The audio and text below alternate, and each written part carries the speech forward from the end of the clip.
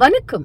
இந்த உலகில் செல்வந்தர்களுக்கும் மதவாதிகளுக்கும் உழைப்பு பைத்தியங்கள் தேவைப்படுகிறார்கள். இயந்திரங்களைப் போல் பாடுபடக்கூடிய வேலையாட்கள், தொழிலாளிகள், உழைப்பாளர்கள், அடிமைகள் உலகுக்கு தேவைப்படுகிறார்கள்.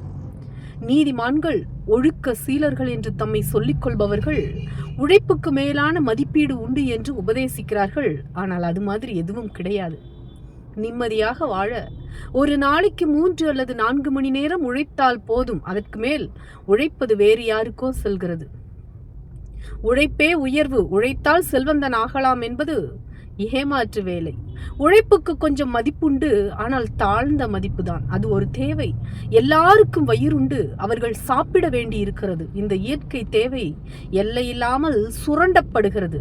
மனிதர்கள் உழைக்க கட்டாயப்படுத்தப்படுகிறார்கள். ஆனால் அவர்களது உழைப்பின் பயன் அவர்களுக்கே போய் சேருவதில்லை. அந்த பயன் உழைக்காதவர்களுக்கு போய் சேருகிறது. இந்த சமுதாயம் நிரந்தர சுரண்டும் சமுதாயமாக மாறிவிட்டது. இல்லாதவர்கள் உள்ளவர்கள் என இது இரண்டாக பிளந்து விட்டது. இல்லாதவர்கள் உயிர் வாழ்வதற்காக உழைக்க வேண்டியிருக்கிறது. செல்வந்தர்கள் மலைமலையாக செல்வம் குவித்து கொண்டே போகிறார்கள். மிகவும் அருவருப்பான சூழல் இது. மனிதாபிமானமற்ற காட்டு மிராண்டித்தனமான வெறி பிடித்த காரியம் இது. பாடுபடுகிறவர்கள் ஏழைகளாக பசியில் வாடுகிறார்கள். அவர்களுக்கு இசை, ஓவியம், இலக்கியத்துக்கு நேரமே இல்லை. அருமையான கலையுலகம் ஒன்று இருக்கிறது என்பதை அவர்களால் நினைத்து பார்க்கவும் முடிவதில்லை. தியானம் போன்ற விஷயங்கள் உண்டு என்று அதை கற்பனை செய்து பார்க்கவும் அவர்களால் முடியாது. நாளொன்றுக்கு ஒரு முறை உணவு கிடைத்தாலே போதும் என்ற நிலை. காலங்காலமாக பெரும்பான்மை மக்கள் ஏழைகளாகவே இருந்து வந்திருக்கிறார்கள். உற்பத்தி, உபயோகம் என்பதன் மீதே அவர்களுடைய வாழ்க்கை தாக்கு பிடித்திருக்கிறது. உபயோகப்பட மாட்டான் என்றால் அதோ கதிதான், பசியில் சாக வேண்டியதுதான். ஆனால் அவர்கள்தான் இந்த உலகத்தின் மெய்யான சொந்தக்காரர்கள். காரணம், உற்பத்தியாளர்கள் அவர்களே. ஆனால் தந்திரக்காரர்கள் கூட்டு சதி செய்து குருமார் உதவியால் சமுதாயத்தை இரண்டாக பிளந்து விட்டார்கள். மக்கள் என்றால் வசதியானவர்களுக்கும் பெரும் செல்வந்தர்களுக்கும் கருவியாக தெரிகிறார்கள். இந்த சூழ்நிலை காரணமாக சுயநலக்காரர்கள் காலங்காலமாக ஒன்றை உபயோகித்து வருகிறார்கள். வேலை இருக்கிறது, வேலை செய், கடினமாக வேலை செய், அப்போதுதான் உற்பத்தி பெருகும், அப்போதுதானே பணக்காரன் மேலும் பணக்காரனாக முடியும் என்று உழைப்பை சுரண்ட ஒரு தந்திரம். வேலை வெறி பிடித்த சமுதாயத்துக்கு விட்டுவிடு என்பது எதிரானது. விட்டு விடுவதல் என்பது புத்தியோடு வாழ்வது என்று பொருள். அதன்பின் பணத்தின் பின்னால் வெறி பிடித்து அலைய மாட்டாய். இடைவிடாமல் வேலை செய்யவும் மாட்டாய். தேவைக்கேற்ற அளவு மட்டுமே உழைப்பாய்.